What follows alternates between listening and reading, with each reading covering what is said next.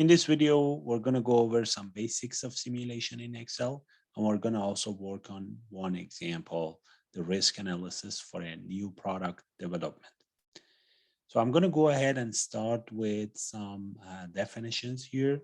So usually the simulation itself is when we actually use a model, a prototype, instead of studying the whole system. So say, for example, you want to make a change into the system and you want to predict the effect and impact that that change is going to have on the system and on some other factors like whatever actually that you are interested to know. For example, you want to change the layout of a warehouse and you want to know what impact it's going to have on the waiting time of the items, or the time that it takes for items to be ready for delivery, for example. So that's just one example, but there can be a lot of other situations that instead of actually making the change in the system and then observing the actual effect that it has on the outcome of the system, we, try to come up with a model that to a great extent, to the best that we can, represent the overall system, the original system, and then we manipulate that system, we play with that system, and we basically document whatever we observe in our model, in our simulated model, and then kind of generalize the outcome and come up with some conclusions, and at the end come up with some decisions. So that's really the idea of simulation in general. And then the idea is that when it comes to the simulation process, we need to model entities in the actual system, in the original system. The entities are players in the system, different parts of the system that are somehow interacting with each other, and also understand the states of these entities and the states of the system. Anything that is kind of explains the condition of the system. For example, for a company, profit can be actually a state, can be considered a state variable, something that is actually a byproduct of entities working together. I mean, different parts of the system working together, and ultimately the outcome of the system is going to be the profit, or also cost and other factors that can explain sales, for example, other factors that can explain the condition of the system. So the idea, again, is that we come up with a trial of the system, for example, a day of how the system runs, and then run the system for a series of days. Like we iterate the trials of the system, random trials of the system. And then by analyzing the outcome, how the system is performing, how actually our simulated system is performing, we come up with some conclusions about basically we make some predictions about the effects and impacts that the change is going to have on the actual system. So if a state of an object depends on the event for previous event that happens on a object, let's say in a previous stage, this would actually make up a discrete event simulation. And that requires, that's actually a little bit more complicated than the example that I'm going to do in this video. But we have some other examples in this class that, let's say in stage 2 or in day 2, the inventory, for example, happen to depend on the inventory in previous days. So inventory in each day depends on whatever inventory that you had in previous day, plus whatever incoming inventory or incoming items into the inventory, as well as items that are getting out of the inventory, minus the outgoing actually flow from the inventory, whatever that you're selling, for example. So that's just an example of how a state of a variable can depend on the state of other variables, or actually the same variable in a previous stage. So that would actually make a discrete event simulation, which, like I said, we will cover some simple example of that. But those usually require a lot of so you have time variant factors, and you also have event variant factors. So those are actually going to make the simulation actually a little complicated. So that's not really the purpose here. We're not going to actually go over too much of the technical stuff. The idea here in this course is to give you some general understanding of how simulation works. Anyhow, we're gonna, for this example, for this video, I'm gonna work with the easiest case, which the states of the objects are independent from each other. So basically, when we're talking about, for example, I'm gonna consider cost as an entity, and I'm gonna just look at costs regardless of what other variables are varying from a day to another day. So there is no dependency between variables and from a stage to another stage.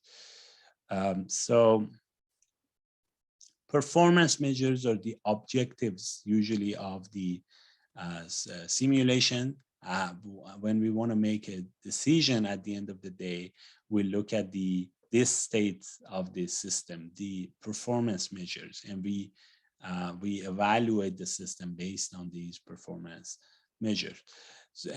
So ultimately, what we're doing in Excel, it's going to be a computer mathematical simulation and modeling a system using a mathematical model that is simulated and modeled also using a computer, in this case, actually Excel software. And then we analyze, we make some simplifying assumptions about our system, connect different entities with some assumptions that, should be based on facts of the system, and then let the system run.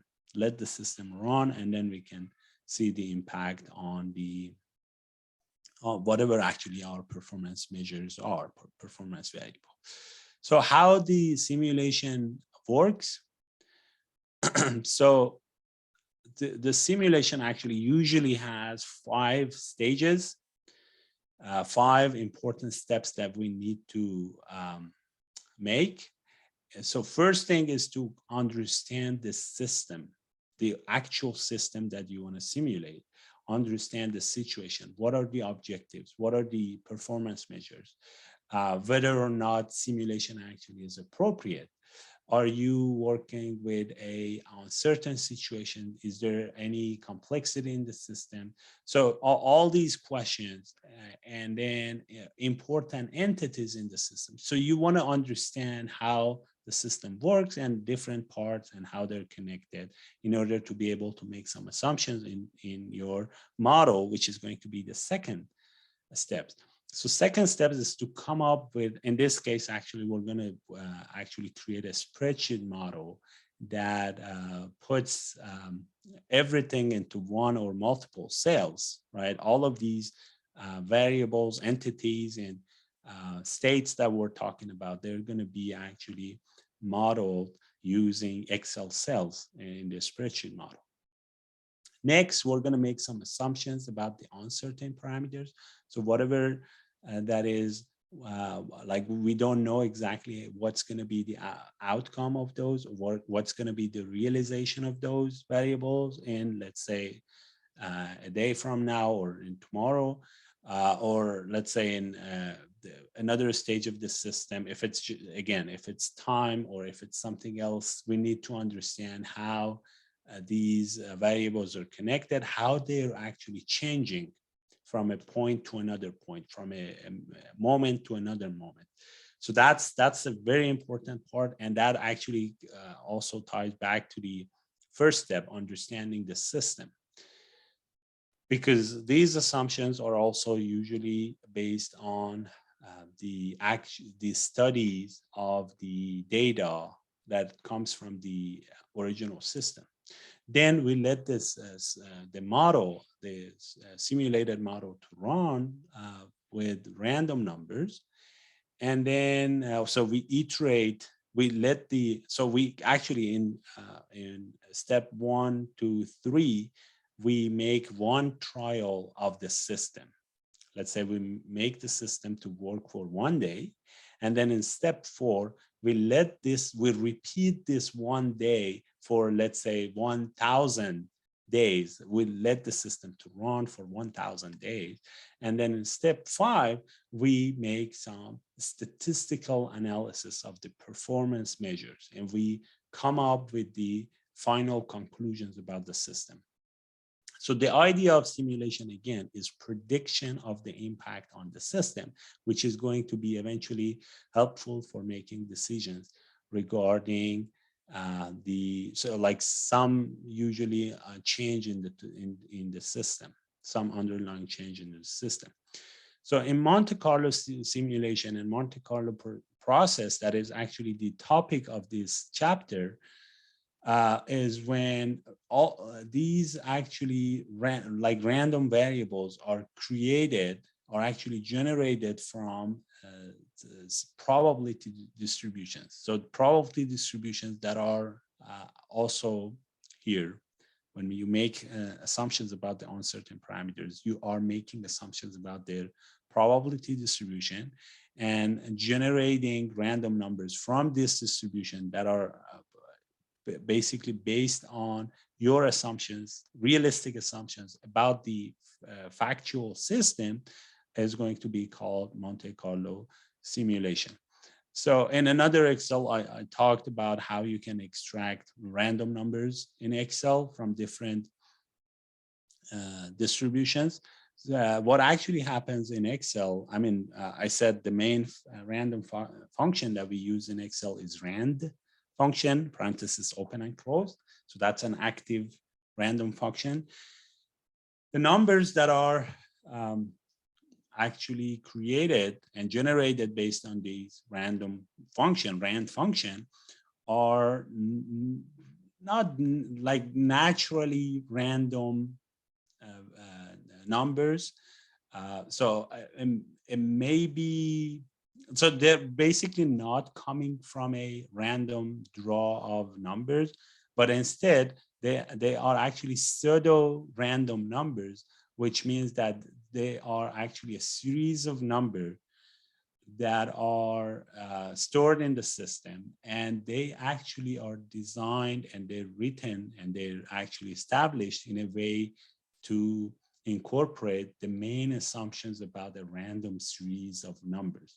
So that's again something for your information. But for the sake of our course, and usually in practice, the assumption is that these are pretty random number, uniform distribution, and we trust these numbers.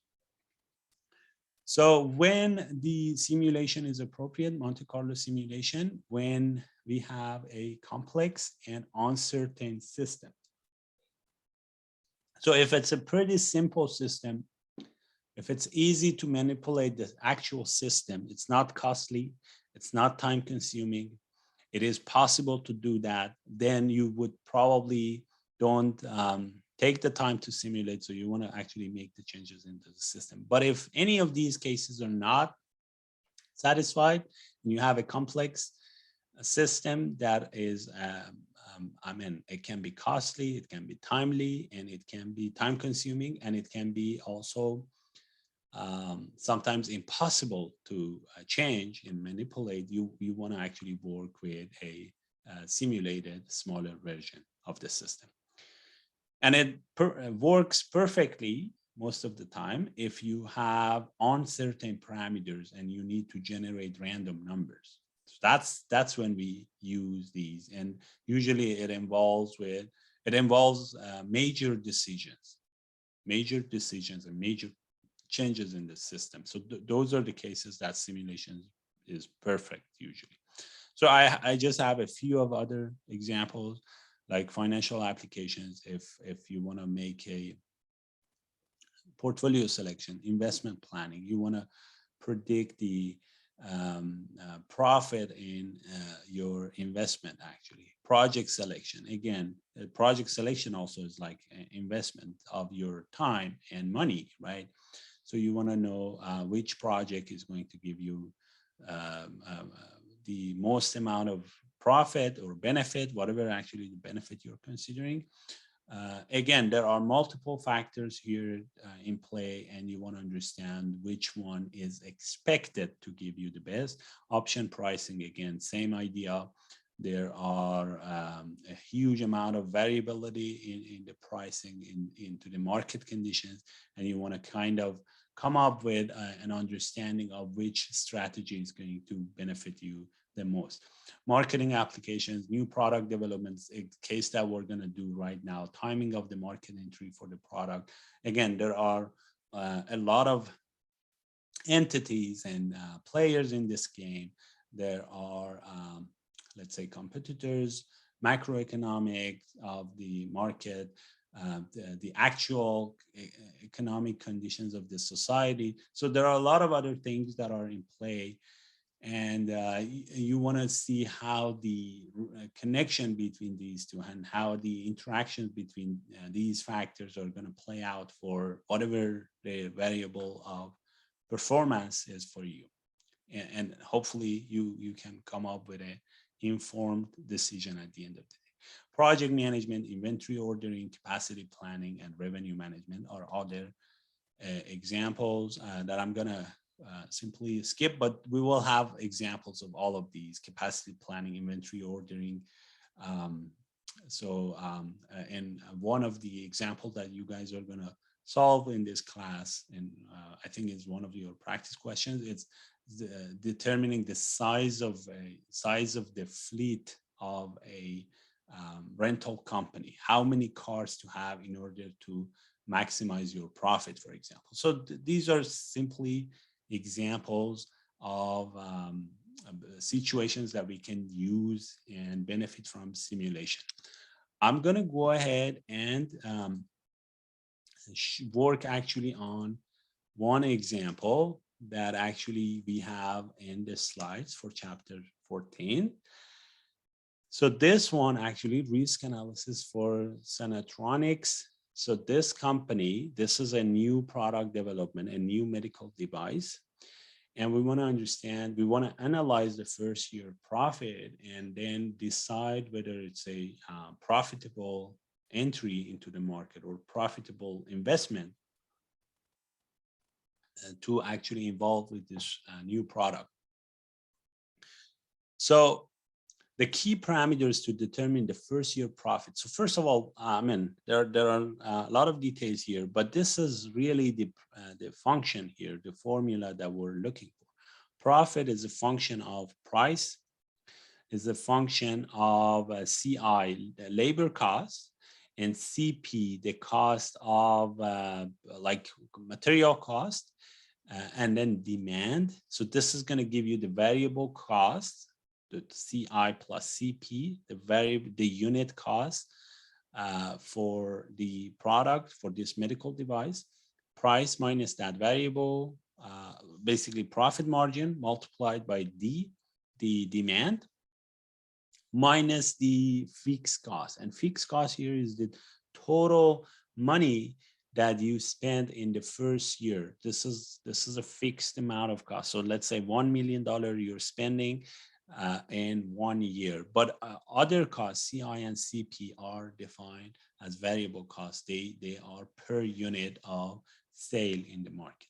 Now, out of these 1, 2, 3, 4, 5 parameters, 2 of them are already like predictable with a high level of certainty. So we can assume that they're known factors, like price. They know exactly what. This can be actually a variable of like a decision variable. This is something that they can actually, the objective of this basically simulation.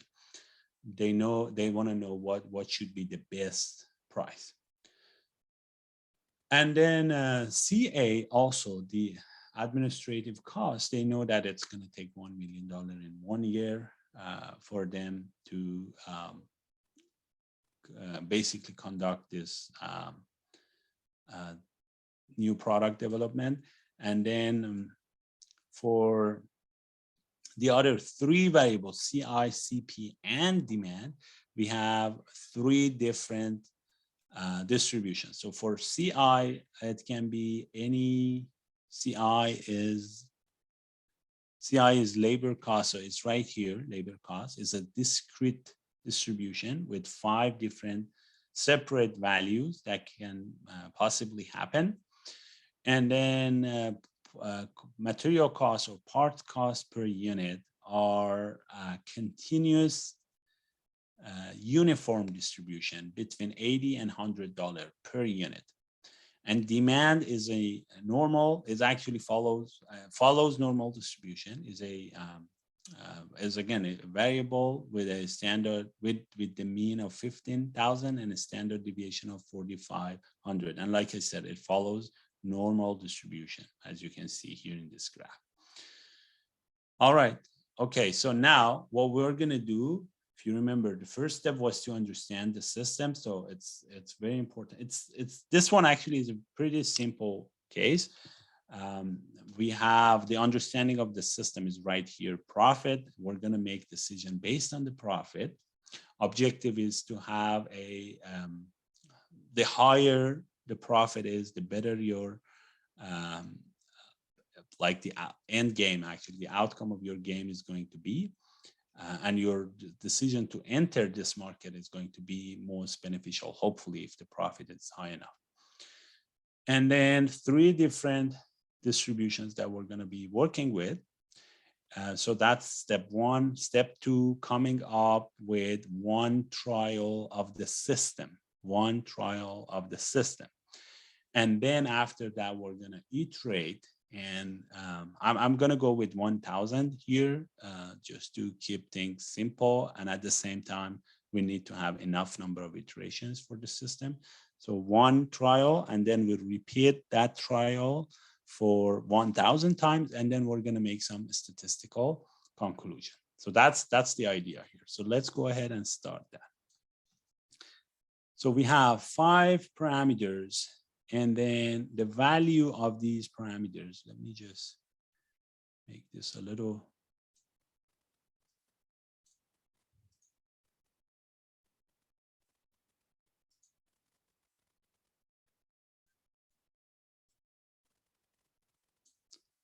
All right. So P administrative, okay. So price was 249. So that one is given. CA is given to be $1 million. So 1 million.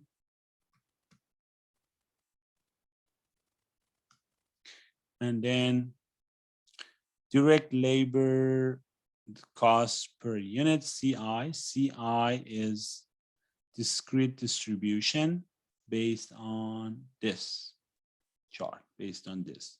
So, and in the other video that I posted for extracting random numbers, for generating random numbers from discrete distribution, we know that in these cases, we need to make up a transformation or a basically a discrete distribution table. And for that, we need lower bound, upper bound, and the value that we need, that we want to actually, all the values that are possible from the distribution. So I'm going to I'm going to actually create this right here. So we have 5 values. So here. So these are the headers. So the values are 43, 44, 45. Notice that these are integer values, and they are actually consecutive integer values. So if we had uniform distribution, discrete uniform distribution, we could easily use rand between function. But we can't use rand between function right now because the probability of each one is different. It's not a uniform distribution anymore. So that's why we have to create this table in order for us to be able to actually use Vlookup function and extract random numbers.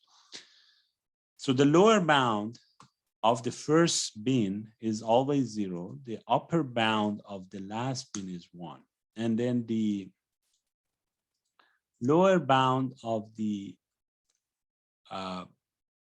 lower bound of each bin actually is going to be equal to the upper bound of the previous bin, and we can just drag that down.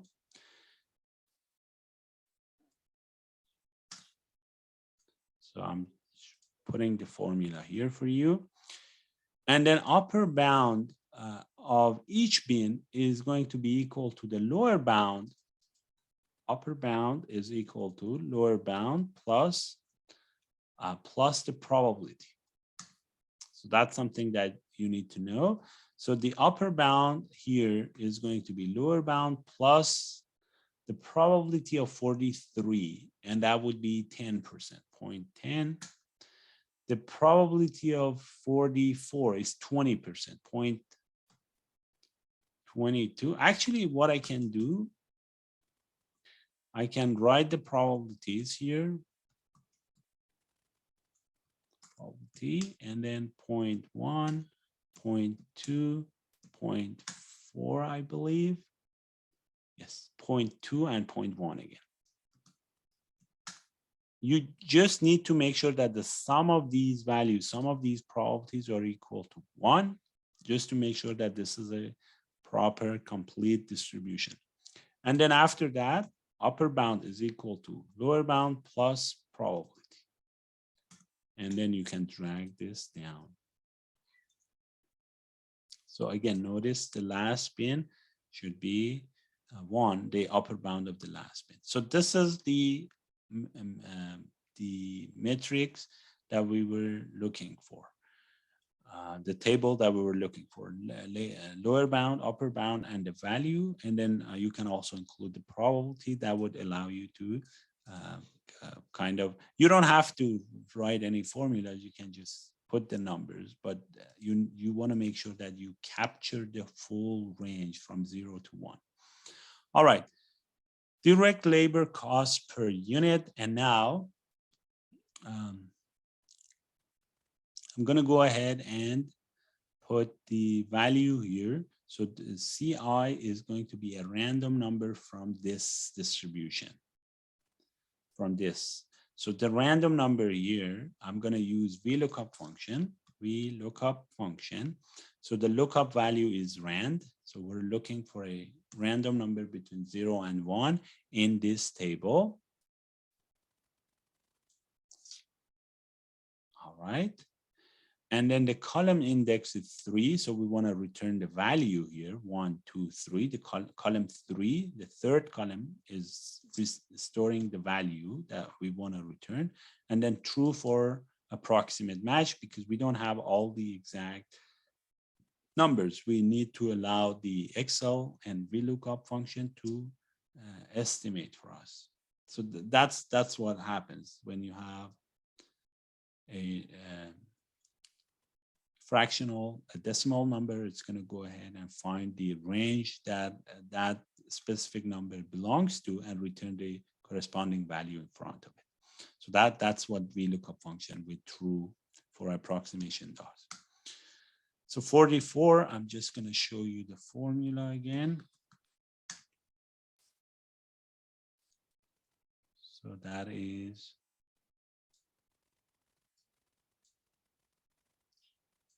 all right, that is the CI. So we took care of one of the variables.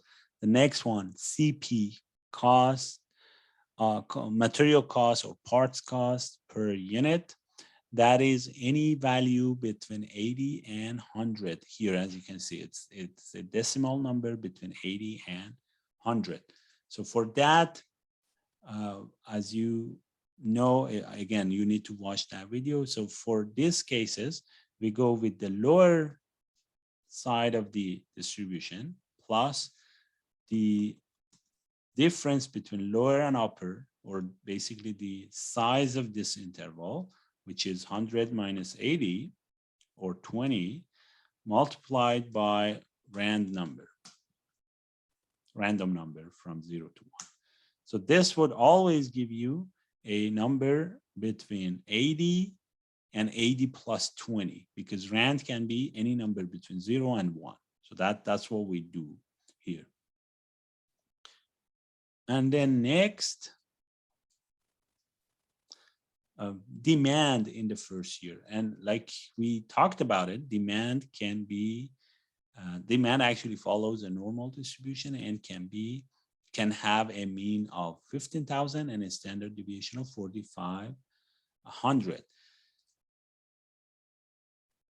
So I'm going to go ahead and use, as you know, norm.inverse. That's the function that we use. Again, refer to the other video for how to generate normal, random normal numbers or random numbers from normal distribution. So that's what we use, norm.inverse for probability rand, for mean 15,000, for standard deviation 4,500. All right. So we generated the 3 random numbers for CI, CP, and D. And with this and with the formula that we have here, I'm just going to shrink this one a little bit. With the formula that we have here, we can easily calculate the overall profit. And profit is nothing except for price minus CI minus CP, parenthesis closed, times D minus CA, the cost of administrative and advertising cost. And that would give us the overall profit in 1 year for this product, for this new product that we are going to offer to the market. All right, so this is a profit. Just gonna highlight that just so we know that this is our, or maybe we don't need that. I just boldface it, yeah, perfect. So now we know that this is our performance measure. So as you can see, this whole thing here is, or this one, is one trial of the system. So we generated a random profit. All right. So this is one random scenario, but there are 3 terms. I just want to provide you with the definition here that the book actually and the slides provide you with, and that would be base case scenario, base case, best case scenario, and worst case scenario. So these 3, so let's just define those. So best case scenario is to actually go, if anything, all the random variables, all the uncertain factors that can affect your profit or performance measure, in this case profit, if all of them happen in the most favorable way, then whatever profit that you have is called a base case profit, or this would be actually your base case scenario. If everything turns out, all the uncertain variable turns out to be the perfect scenario. So in this case, let's just take a look. For CI, the best thing that can happen for the labor cost is 43. So 43 is the best. For parts cost, the best thing that can happen to you is 80. And then for the demand, actually, I mean, for demand, you have to find a maximum. I'm just going to go, let's say, with 2 standard deviation on top of the demand, let's say 24,000. just making it up, assuming that this would be something like a maximum that the company assumes. So this would be your best case scenario if everything turns out to be perfect like you want. But so that would be base case. If you put averages, that would give you a base case if all of these happen to be at the average level, and that would be a most likely scenario, right? Something that is close to what you can expect to happen. So CI, so here, CI, the most likely scenario is 45. For this one, the most likely or the average is 90. Here is 15,000. So if you actually plug those values, 45, and then for CP, if you put 90, and for demand 15,000, this is called this scenario. This whole scenario is called base case, and base case profit is, let's say, $710,000 base case scenario. And then worst case scenario is if everything is at the worst possible event for all of your uncertain variables. If that happens, the outcome would be the worst case outcome, and the scenario, the whole system would be the worst case scenario or worst case trial of the system. So let's just run that also. So the CI, the worst thing that can happen for your cost is 47 and 100 for CP, 4700, and then demand. Again, I go 2 standard deviation to the left, 15,000 minus 9,000, let's say 6,000. I would assume this is, let's say, your minimum demand that you can expect. And then if that happens, your profit is going to be negative 388,000. So a loss of almost $400,000.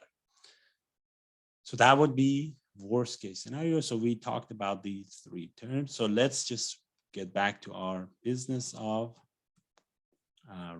random scenario and random numbers and random trial of the system. Like I said, this is one random trial of the system for one random scenario that can happen to you. Now, what we are going to do, we're going to iterate this.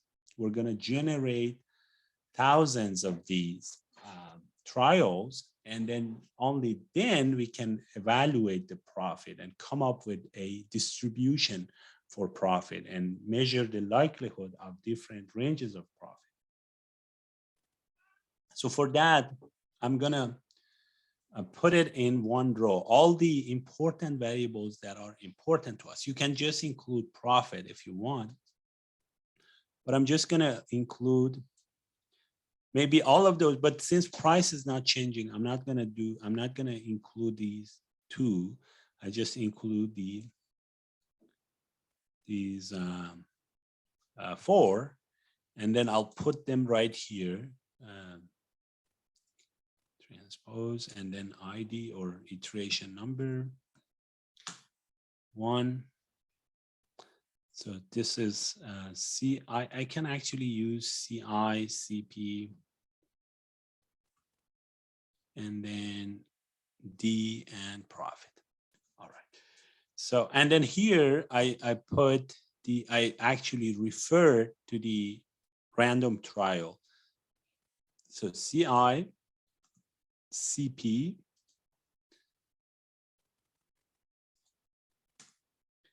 demand,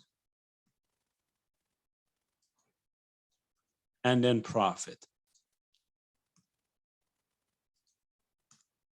And let me just, again, bring these into the almost equal size. Yeah, that way we can see those. All right.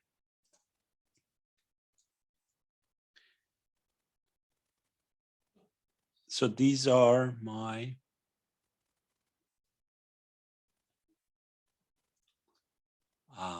the variables of interest that I put them right here.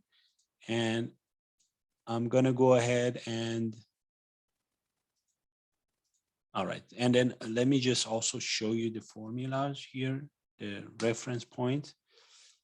And you, as you can see here, these are random variables. And by making any change in this sheet, these values change and you get a separate or different estimate for the profit. So now what we are going to do, we're going to iterate this 1,000 times. So we need 1,000 iteration, distinct set of profits basically and other variables in the system. So what I'm going to do, I'm going to first generate. So we're going to use data table. It's a part of what if analysis. So right now we did one trial or one set of what if analysis. What if these guys, these are the values, and then if you do this what if analysis, if these variables take these values, then the profit is going to be this much. And now I need to iterate this 1,000 times.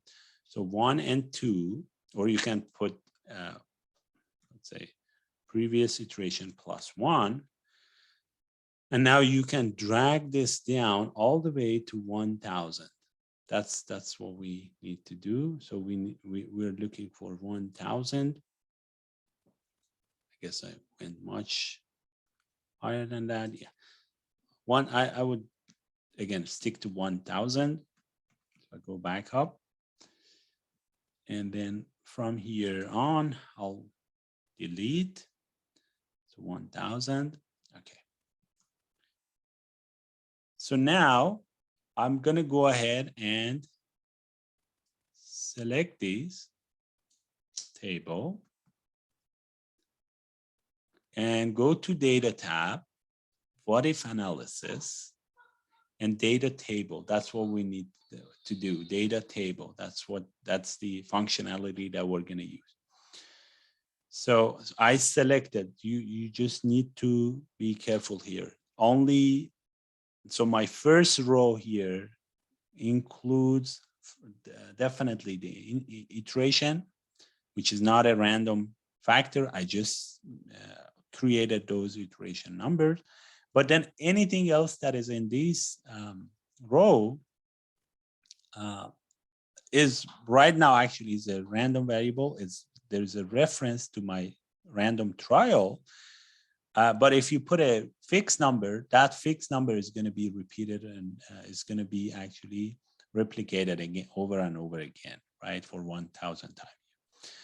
After you click here, again, after you select this and go to data tab and what if analysis and data table, you'll see this small window. So this one is actually telling you which way. So you see each table has a set of rows and columns. So now your variables are stored in each column. So each column is a separate variable. And because of that, you want to somehow tell Excel, this data table function, that I want to generate random numbers row by row. Basically, my variables are stored in columns. So what you need to do, you need to click on column and then click on one blank cell, like somewhere on your table, anywhere on your table, on your sheet, and then press OK. And when you do that, Excel now repeats these process, generate these random numbers here, these random numbers, basically iterate these random trial 1,000 times for you. All right. And that's the only way you can actually generate distinct number, distinct random outcomes in Excel, right? That's the easiest way and fastest way in Excel that you can do that. And okay, so now we have 1,000 extraction of profit or draw of profit from this system, based on these assumptions, these set of assumptions. Now, The last thing we need to do, if you again go back to this set and look at the yes, here. The last step, how it works, the last step is the statistical analysis of the result. And in this case, the only result that we care about is profit. And now we want to understand how this profit is working. And we want to understand the likelihood of profit. So let's say statistical summaries, statistical summary or summary statistics.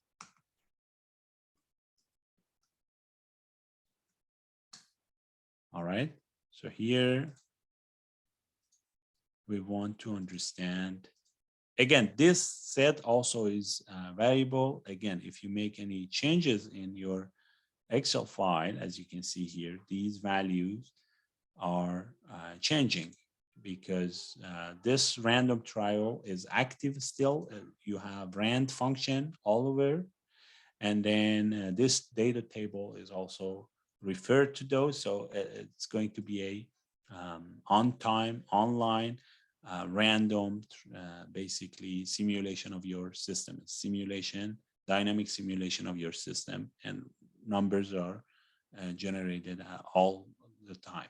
So now the summary statistic that I think are appropriate here. So you want to understand what is the average profit. So that's the expected profit. The minimum is important. Maximum profit is important. So that would give you the range of profit. You may want to know this difference between minimum and maximum, or you may just want to skip that. It's not going to hurt. So I'll keep it. Standard deviation is important. Standard deviation of profit that you can expect. And then another thing that is important is profit. Basically, the probability that profit is positive. So that would actually the chance that, or the likelihood that you break even your new product development, the revenue is enough to cover the cost, and the chance that you're not losing, right? You're not, I mean, if the consequence can be bankruptcy, so you want to also take a look at this one, definitely.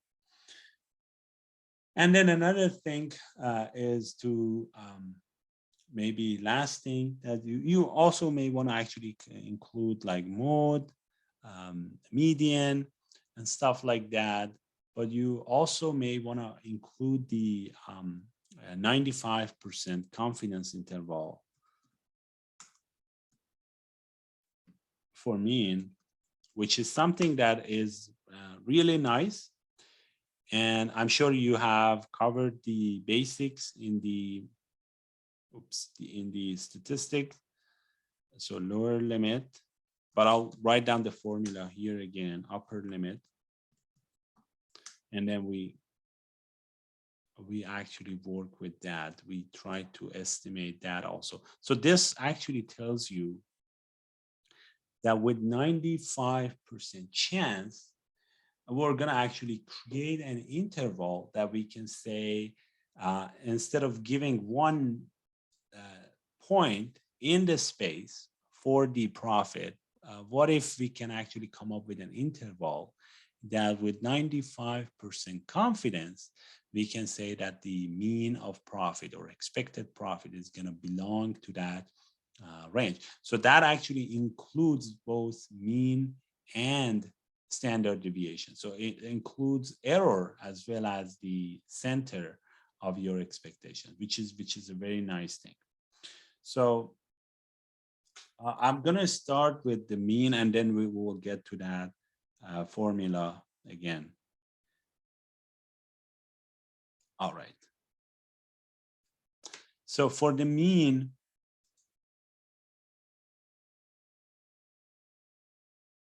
I'm going to use, another thing you can do, you can actually use descriptive statistic tool.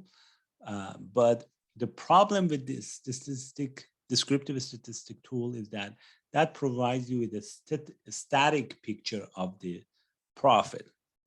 And then whenever you make a change, that report that you get from descriptive statistic tool is not going to be updated. Whereas here, when you use the formulas, like average formula, even if you make any change here, so whatever change you make in the system, let's say here, so you see the average profit is here. Let me also format it a little bit.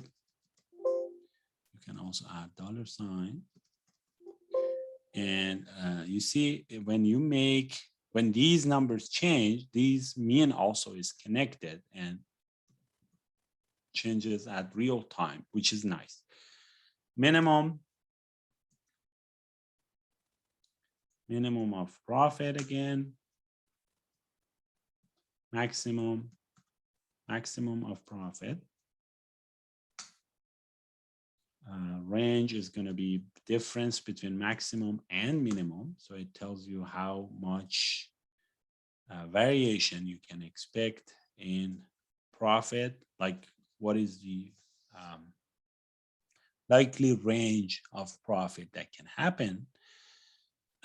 Standard deviation, stdev.s. So S for sample, P for population. We are always using .s for sample. Of profits, that's going to give you the expected standard deviation for your profit. And again, that one also is in dollar amount, so you can convert that to dollar, just the format in dollar format. And then probability that the profit is greater than 0. So for this one, so you have a list of a series of profits. So you're going to go ahead and count the number of cases that you have a profit of less than 0. And then you're going to divide it by 1,000. So that's going to tell you the probability or the ratio of times that your profit happens to be negative. So see this. So count if range for profit, and then criteria, I just put less than 0 in quotation marks, double quotation marks actually. And then, wait, I forgot to put formulas here for you.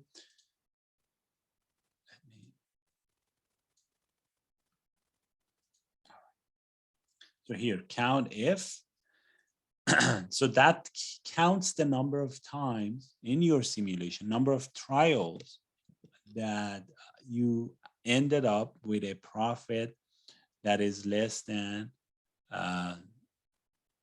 0. Actually, I put profit. Let me just insert one more row here. So profit greater than probability, profit greater than 0. And then here I change it to less than 0. And here I would change it to greater than or equal to 0. So anyhow, here I'm just counting, but for probability, I need to divide it by sample size, which would be in this case 1,000, because we're iterating the system iterating this random trial 1,000 times. So I just divide it by 1,000. And then you can also show it in percent format if you want. Actually, in this case, I would like to add decimals. And then here, if that's the case, then 1 minus that would give you the probability of profit, actually, or making some money here. Probability of losing money, probability of making money, or at least break even. All right, so that's again, from the probability perspective. So it's like almost 9% loss. And let me just iterate number. As you increase the sample size, the size of the iteration and the size of your simulation, these changes becomes minimal. So you'll see these numbers to be very, very persistent. If instead of 1,000, you would actually do it 1 million times or 100 million times, for example, you don't see a lot of variation in these numbers. But as you can see, 1,000 for this simulation is not a huge number. Just notice the expected cost. We have like 2 or even 20 or 30 or 40,000 variation almost, or even more sometimes. Yeah, or 50, 55 even. So that's if you want to actually come up with much stable numbers, much more stable numbers, you need to increase the sample size, and that usually allows you to come up with relatively stable numbers for all of these guys. All right, lastly, for the confidence interval, for mean, the formula is X bar sample size plus and minus, plus for the upper limit, minus for lower limit. So what happens is that here, so for the 95% confidence, this is what's happening. Oops. So we're looking for a interval that we're going to actually associate mu, which is the population mean. It's going to be a very quick introduction. I'm not going to really go into too much details, but you can refer to your notes in statistic course, or you can also simply Google that. So we're looking for an interval estimate for mu, which is the population mean, or which is in this case a general estimate, right? But eventually what we're going to do, we're going to go ahead and find X bar, which is the sample mean. We already found it. This is sample mean because this is simply a sample of 1,000 possible cases, possible scenarios for your profit. And then there is a margin of error from both sides that we once add and once deduct from X bar.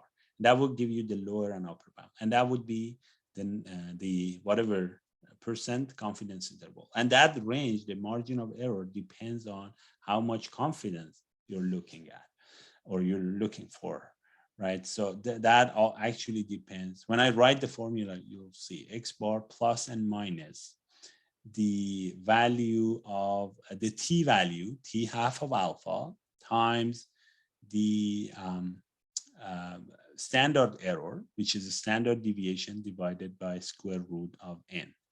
But I'm just going to, excuse me, I'm going to clear the drawings here, and then I'm going to go back here. Just write down the formula, but anyhow, we're going to use confidence function. So X bar plus n minus, plus, like I said, for upper limit, minus for lower limit, minus margin of error. And margin of error is t value times s divided by square root of n. Sample size. N here is 1,000. S is the standard deviation is this much, or we're going to refer to this cell. X bar is this, and t is a value from the t distribution that we expect actually X bar to X bar minus mu divided by s over square root of n to follow, right? So that's a value from a distribution. But anyhow, we're gonna use, I'm not gonna even calculate these guys. I'm just gonna go ahead and use the confidence function. Or if you let me, I'm gonna actually insert one more cell here. I'm gonna call for margin of error. First, I'm gonna calculate margin of error first, and then I can go ahead and get the lower and upper bound. So margin of error, the confidence function in Excel, and like I said, T is what we're looking for. Or, I mean, in this case, is if the sample size is large enough, you can also use a norm. It's not going to be a huge difference. Anyhow, confidence that T alpha here, alpha is 1 minus your level of confidence. level of confidence is 95%. So there is 5% chance of error, right? So if you want 95% to be sure or be confident of whatever you're claiming here, there's still 5% chance that you're making a mistake. And your range doesn't include the population parameter or mu, actually. The true and truthful value for the population mu. So anyhow, alpha is 1 minus 95%, 5%. Standard deviation, I'm just going to refer to this cell. And sample size is 1,000 in sample size. So I just put 1,000. All right, so the lower limit now is X bar mean minus margin of error. This whole thing is margin of error. T times S divided by square root of N. As you see in confidence function, it asks for alpha. Alpha actually is T only depends on alpha. So if you have alpha, you can easily find T, S, standard deviation, and sample size. If you have all of these, you can easily find the margin of error. And then lower limit is going to be X bar minus margin of error. Upper limit is going to be X bar plus margin of error. All right. So now we have a 95% confidence interval for mean. So this, how do we read this? We say with 95% chance, the expected profit of this new product development, there's 95% chance that the profit is between 708,000 and 772,000. So if you're actually a